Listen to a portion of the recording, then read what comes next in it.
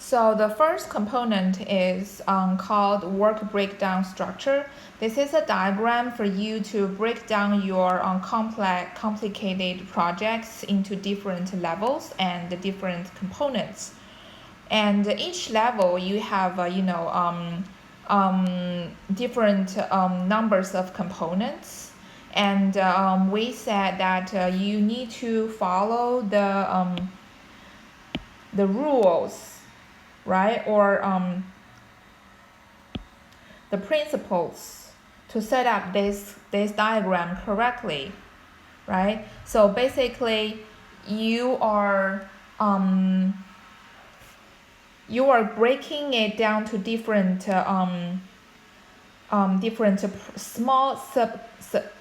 different sub components in the blue boxes you see at the lowest level, this level. And for each blue box or each subcomponent, you are going to estimate the cost or the revenue or the profit for each of them.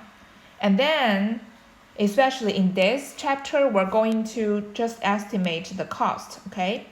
And then you're going to sum all the costs for each of the blue box together so that you will have the total project cost.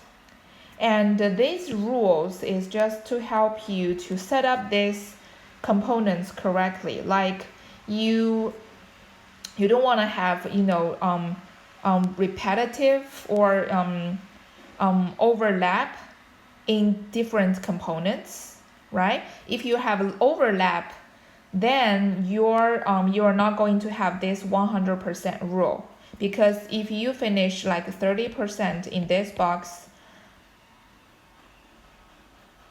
the other 10% maybe in the second box should not have any overlap to work for this 30%, okay? If you have any overlaps, then this is gonna be 10%. This is maybe just 5% because you have that overlapped part already done in the first blue box. So the 100% rule is making sure that all your work or all the components are exclusive, right? And then don't forget about your administration work. You need to include that in one of these blue boxes, okay? Because you are just think about the construction project. You are going to have a major person to manage everything, manage the interior, the exterior, the plumbing, right? And the electricity. And without him managing everything, different workers, they will they couldn't coordinate with each other that well, so the timeline of the project will collapse maybe in the middle. So that managing work is also needed, and you also need to budget for that, so the cost for that is necessary. So yeah, so the first component is to help you break down your big project into small components, okay? Small pieces of work.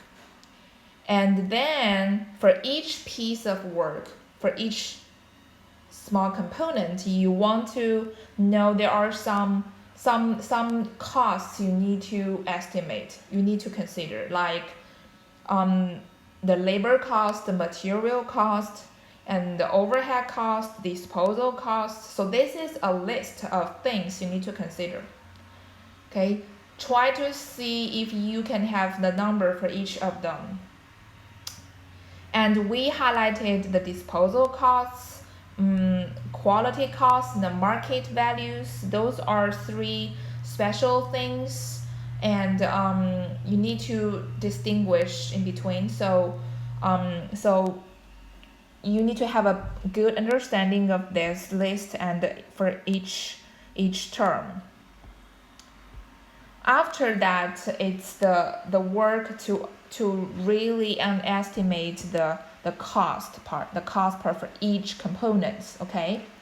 So we have a number of techniques we can use, but they are based on different conditions. And In the last class, we have learned this technique called indexes method. And so we said for this method, if you know something's price or something's cost in a certain year, you could estimate the price or the cost of that same item or same project in another year. How do you do the estimate? You need to find the I,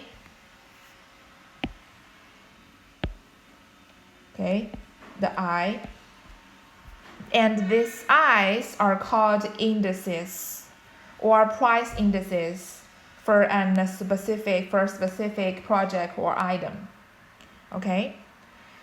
And we said this method can be used either at a lower level. Lower level means those blue boxes level, so very detailed components, or you can use this at the top level. Top level means like very general estimate of the total project.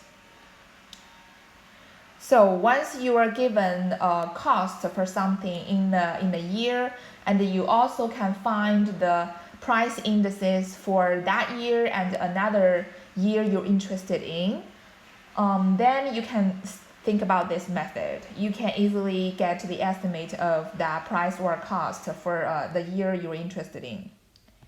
Okay. And the price index this method is totally based on the price index. You can tell, right? That's the very important variable involved in this method. But why do we have like different prices for the same project or for the same item? So the costs and the prices vary with time, right? We all know that a gallon of milk like 20 years ago is totally different than that price at present, right? So, but why? What's the reasons for the price change? Well, we know that technology could be the driver behind that, because it's easier to produce milk, right? So that the cost might be lower, or maybe the material is hard to find. It's hard to control the milk quality. Like in these years, we have all the virus, bacteria, and environmental damage. So maybe the quality of milk is even costly to control. Then that might change the price of the milk. Well, so the technology is a big part of it. And another reason could be the labor or the materials. Like if we have the global economy, we move some manufacturing lines to the developing countries, so you can have lower labor costs, and then you might have like cheaper clothes like H&M and very affordable, or like Uniqlo, right? We all know those companies, they hire people from the developing countries, and then that's how they control the cost in the lower level, so that the price of a shirt could be going down dramatically. And another reason behind the changing price might be the inflation of the market, right? We have inflation every year, so although there's nothing changing in the technology or in the labor or in the material, the price could still go a little bit higher, maybe 3% every year. It's just because of the inflation of the market, of the economy. So the takeaway is that the price changes. That's why we have indices varies along with time. So the index of something in the year 20 years ago is totally different than that in the current year. Okay. And also the index, if you take a look, the index is just a number. There's no unit, right? So for something without a unit, we said it's dimensionless, which means there's no unit, it's just a number. To indicate what? Indicate how a cost or a price has changed with time with respect to a base year. So you always have 2 years to compare, right? So the indices just tell you, okay, if you put year 1, year A as your base year, then year B will be, the index will tell you like how many times the price is for year B compared to year A. So it's just a comparative thing, right? So the index doesn't tell you anything about the exact price. It just tells you comparatively how much more expensive or how much cheaper a price in a year compared to a price in another year. Okay, but those prices or costs are for the same item. And the price index is very useful, okay? That's something you can check, or that's something the economists, they track and they record and they keep this data for everybody to use. So here we have a website. Let me see if I can show that. So if you're interested in this, you can click on this link on your computer and it will lead you to a website where you can check the price indices for almost everything on the market in different years, okay? So if you click that, you can find a website like this, okay? So it's Fred, that's the website for economic research. And in this search bar, you can input whatever item you're interested in. Like here, I'm interested in the milk, the whole milk. Okay, I want to see the price of the whole milk changing with the time. Okay, so I just input the milk and whole milk, and then it will give you a lot of database, and then you check the database you want, and here I want to check the producer price index by commodity for processed foods and feeds. Item is fluid whole milk. So I click that database, and here I got all the data from year maybe 1980 to 2020. You see? So on the vertical axis it's the year, and on the on the horizontal axis it's the year, and on the vertical axis it's the index. You see that? That's the index.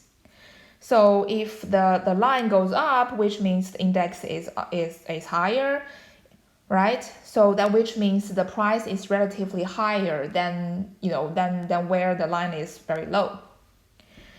So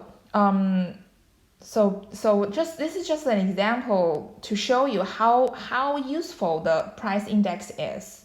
Like for example, if I want to find the price of the whole milk when the year you were born, I guess the year you were born maybe 1998, because I asked my students in the last spring, and they said it's 1997.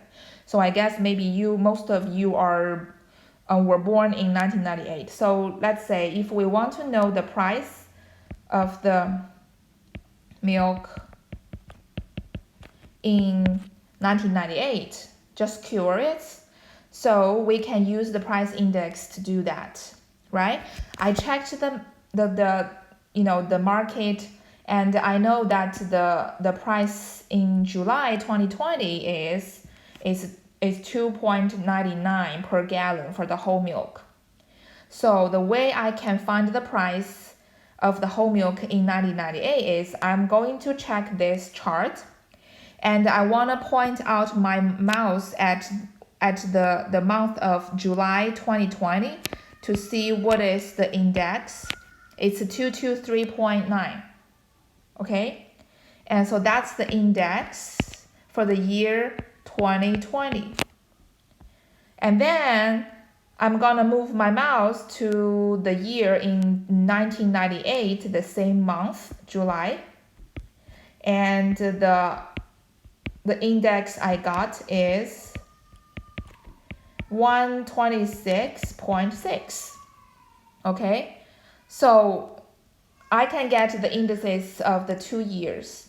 And then I can use our formula here to calculate what's the cost for the same whole milk, 1 gallon in the year of 1998.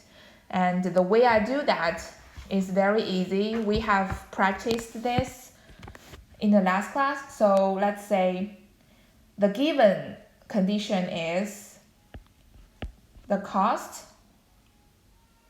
in 2020 is 2.99 and the index in 2020 is 223.9, right?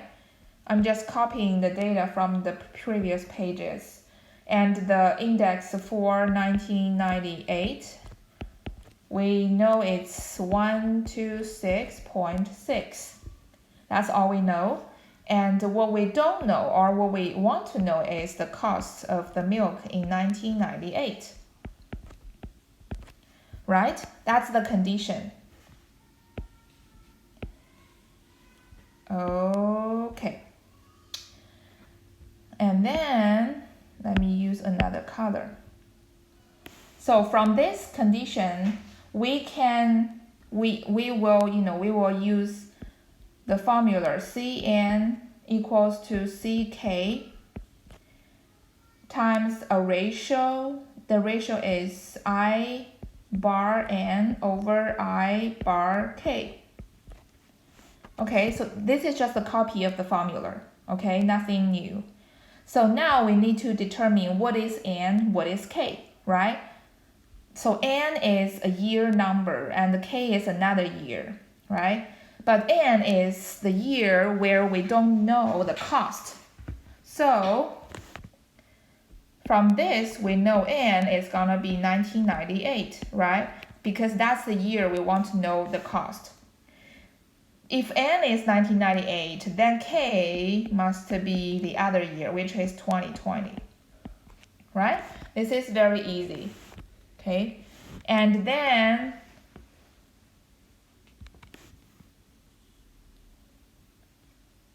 accordingly, so the Cn is gonna be C 1998, right? Because N is 1998. And the Ck is gonna be C 2020, right? And I bar N is gonna be I bar what? N is 1998. And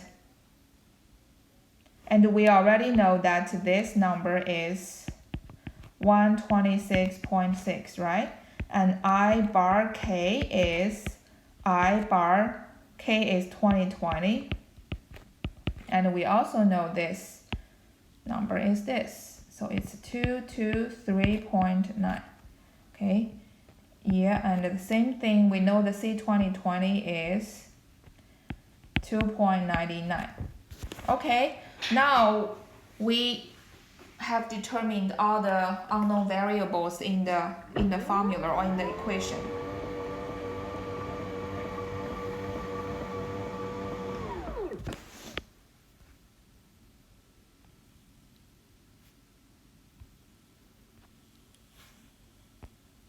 Okay, and then it's the time to substitute this variables, right, with those numbers. So let me use another different color for that. So C 1998, which is the Cn, right, is gonna be Ck, which is C 2020 times I bar N. I bar N is what? Is 1998, I bar 1998, and I bar K is I bar 2020. Okay, so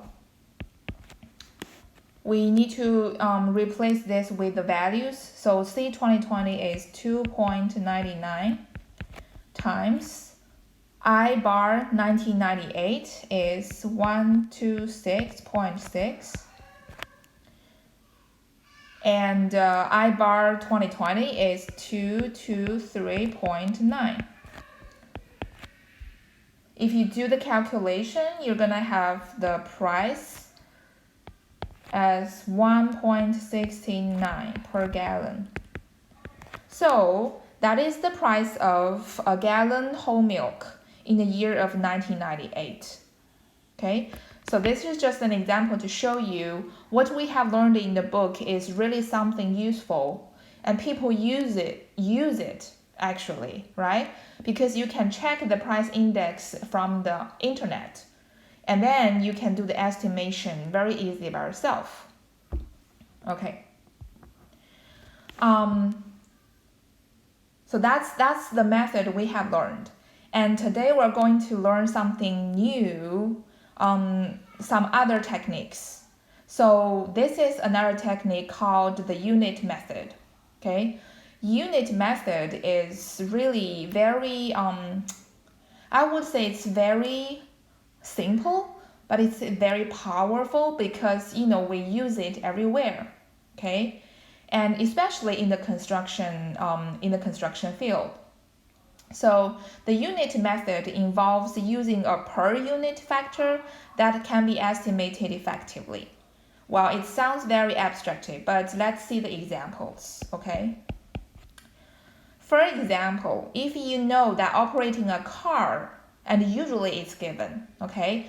If operating a private car, USM vehicles to travel for business, okay, for school stuff, and the per mile cost is 58 cents per mile for private vehicles. If you drive your own car to Jackson for a project meeting, right? That's a business trip, and so the cost for you to get reimbursed is the unit cost is 58 cents per mile.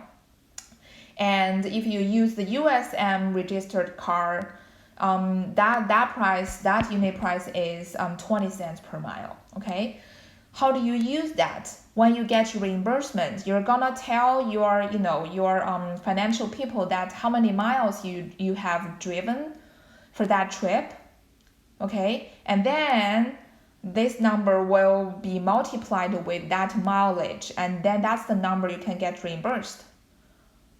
Easy, right? Easy to understand, but actually it's used everywhere, not just at USM. It's in every universities.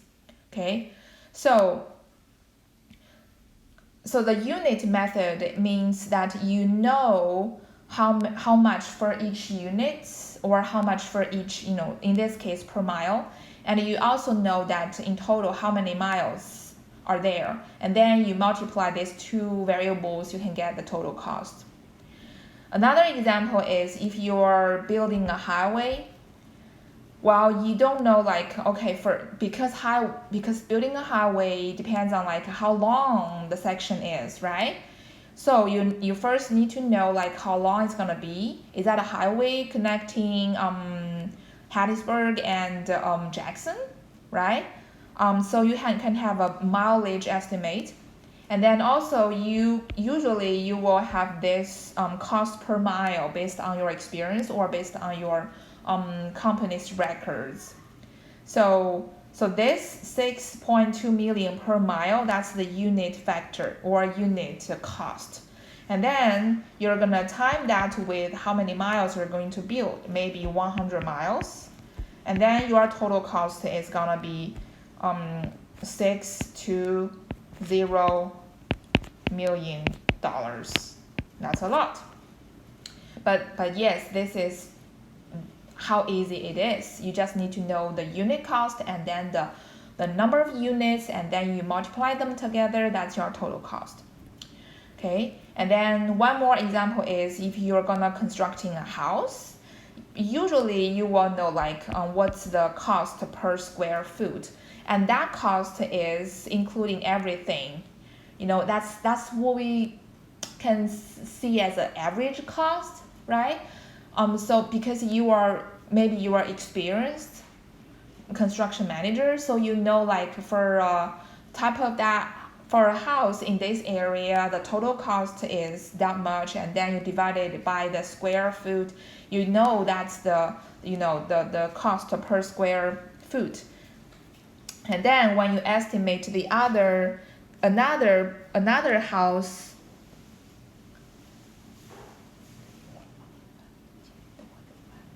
if you are going to estimate that another house, you just use this cost per square foot to time with, well, what is the footage of the other house? Maybe it's 2,000 square feet. So the total cost is gonna be 225 times 2,000. That's your total cost of that new house. Okay, and then the last example is to pouring concrete. And so usually the concrete pavement, you are going to know the area, like what's the cubic yard it is, how big it is, and then you multiply that with this unit cost. Okay, say maybe I want to have 100 cubic yard.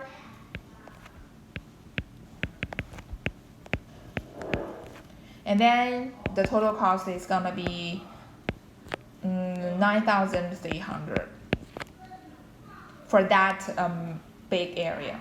Okay, so as you can see, this is very easy to understand, but it's used everywhere. And so if you want to have an equation for this, that's gonna be your equation to use. So the total cost is the unit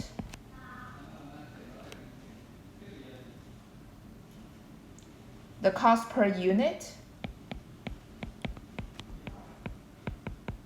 times the number of units, right?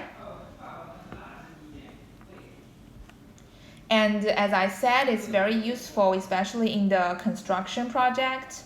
For example, if you want to, build something to improve the pedestrian or bicyclists traffic, you might want to consider build new sidewalks. But different types of sidewalks, they have different, costs, right? So the way you estimate that is you go to check some, engineer's manual like this one. So this is a book where it lists all the, typical costs of different types of facilities. Like we can set up a sign, we can have, speed bump, we can have overpass, underpass, we can have crosswalk, we can have sidewalk. So those are very typical facilities for improving, walking. And for each type facility, you can have, different range of costs. Usually you have median cost, average cost, minimum cost, maximum cost. It's all based on like what's the historical data you have, right? And these costs are all unit costs because you see that cost unit is each. So each sign cost minimum is 210. I mean the sign is something like stop or something like pedestrian walking here, so yield, something like that. So one sign, the cost is, the minimum cost could be 210, and it could be very expensive. The maximum cost could be 560, depending on the size of the sign, the material of the sign, right, or the where the location of the sign.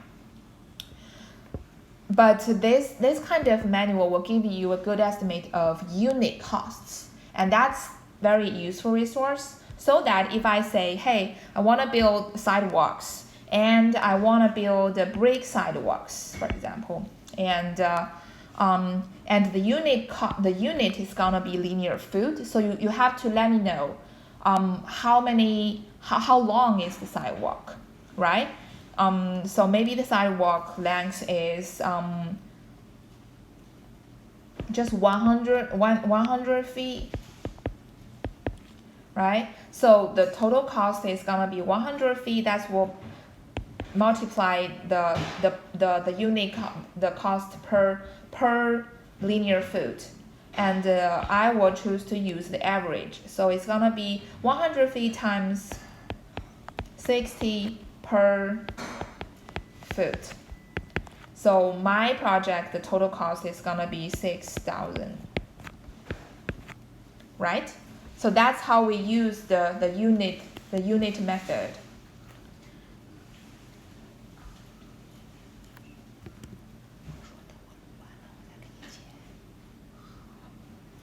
And another method is called the factor technique. Actually, this is just an extension of the unit method. Okay, why do we say that? Sometimes when you estimate the total cost of a project, you're gonna have some part which is estimated based on a bulk estimation. Okay, so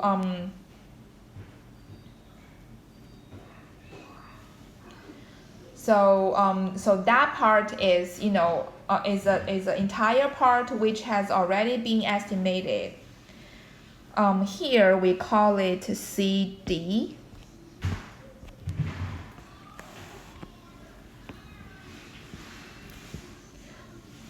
Okay, so CD is the cost of selected component D that is estimated directly. Okay, we will talk about this in the example later. But here I just want to let you know that the factor technique is, so for the total cost, some parts is the number you already estimated before. You don't have to think about the unit cost or how many units you're building. But another part of the cost is, wait a second. Another part of this total cost is something you need to consider, the unit cost and how many units. Okay, so you see it's a combination of of the unit cost and some lump sum cost. That's why we say it's an extension of the unit method, right? Because except this unit method part, you need to add another part.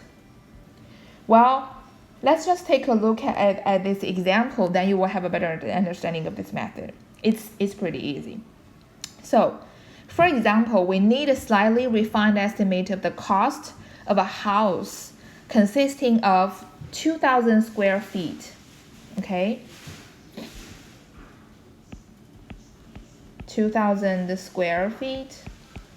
That's the footage of this house. 2 porches. And 1 garage.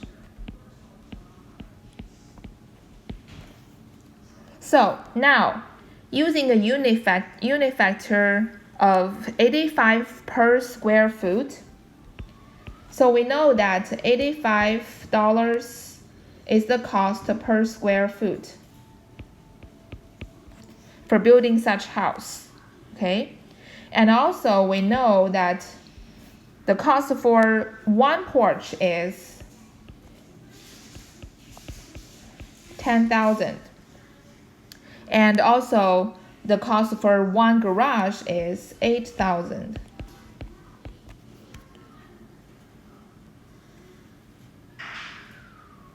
Okay, so to use the factor technique, how do we do that? It's kind of, you break down the total cost into 3 parts. One part is the cost of the house, the other part is the cost of the 2 porches, and the third part is the cost of 1 garage. right? So in the end, the total cost is gonna be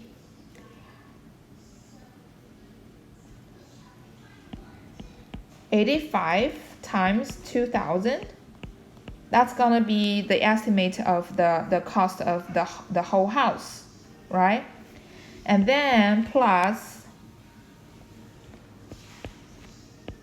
10,000 times 2, because you have 2 porches, right? This is the cost per porch. This is the cost per garage.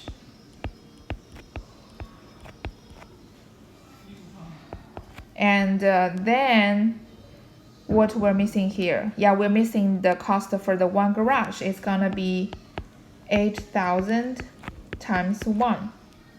So you add up these numbers together, okay?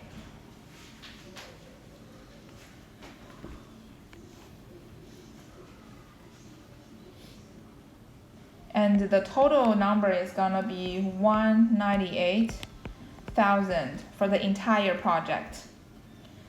Okay, so this is how we use this factor technique. We sum up the you know, the different components, and then we have the total cost. Okay, and because here we said the CD is the cost that can be estimated directly, which means you don't have to think about the units. Well, in this example, you can think of this as the CD, because really it's just one garage, so you don't have to calculate like 1 times 8,000. That's silly, right? So you can just give it a direct estimate, like for the garage it's 8,000, because there's, you know, no number of units, it's just 1 unit. Okay, so we're, you know, adding up the CD with these 2 components. So U times let me see.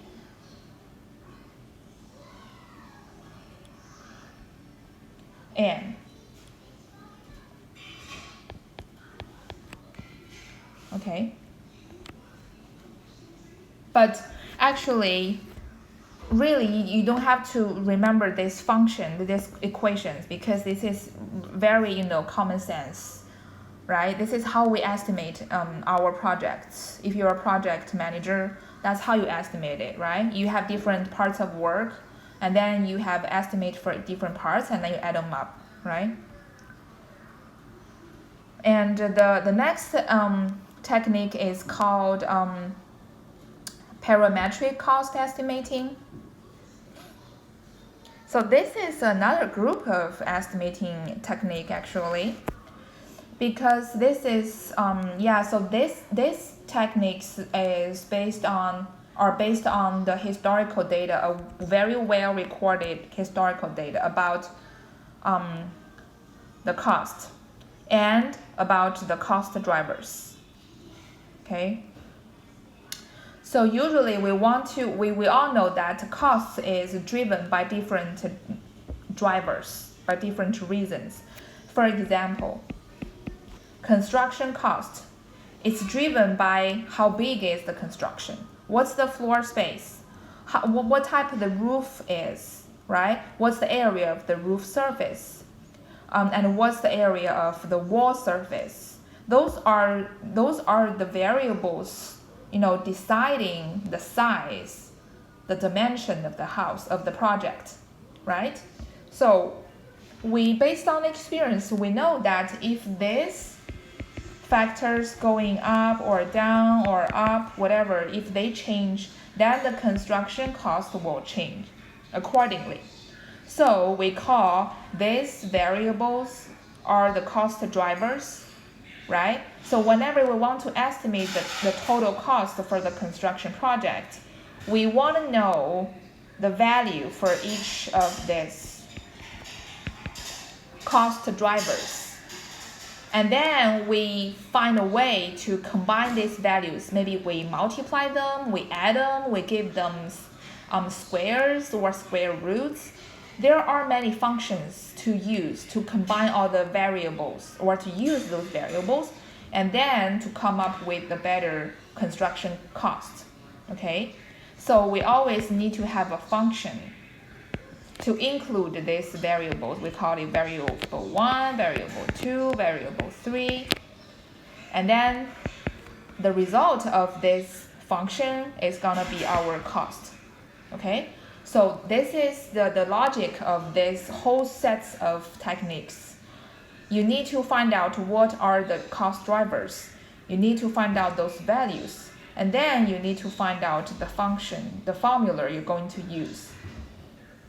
Okay, for example, if you want to estimate the price of a house in an area, usually the price of a house determined by the size of the house, the location of the house, right? And the type of the house, right? But here, to present this idea, we just use one variable. We say, okay, the major variable to determine the house price is gonna be the size. The bigger, the more expensive, right? So we have collected all the data for different types of houses. So the size, if the size is 950 square foot, and then the price is 123,325. Okay, that's one case we have found in the market, and then we keep finding on the market, and we find another size of house, and then the price is different. Okay, so we repeat this searching thing again and again. Then in the end, we have this whole collection of data. Okay, and then we want to estimate the price of the house for 4,000 square feet house. What's the price? So the way we do that is we can plot these different cases on this chart. So the x is gonna be the square feet of the house, and the y is gonna be the price, right? So you just put this, these pairs on this chart, and then you have these blue dots. And then what you're going to do is to find a formula to get closest to these dots. What do I mean is you find a line or you find a curved line, whatever, you have to try, and to see which one will describe these blue dots the best. Okay, so if you think you want to use a straight line, maybe you can have a formula like this, and if you want to do this curved line, you can have a formula like that. But don't worry, these formulas are just generated by the computer. You don't have to do that manually, okay? But you have to decide which one to go with. And here in this class, we don't teach you how to decide which one to go with. It's just another scientific question, okay? But I want you to understand the way it's determined. I mean the price. So first you get historical data and you plot them on the chart, and then you find a line to describe these dots, and then you stick with one formula, and then the next step is the size of the house is 4,000, right? And you want to know the price. So you're gonna replace the x with 4,000. Say if you want to decide to use this straight line to estimate, then you just replace the x with 4,000, and then the number, I don't know, the number you get is gonna be the price you estimated. Okay, so this is the type of technique we call it parametric cost estimating. It is more scientific, you would say, and more accurate, but more time consuming because you have to collect all the historical data. And also you need to come up with this, with these lines. Okay. All right. So these are the techniques we need to learn today. And then in the next class, we're going to continue this list.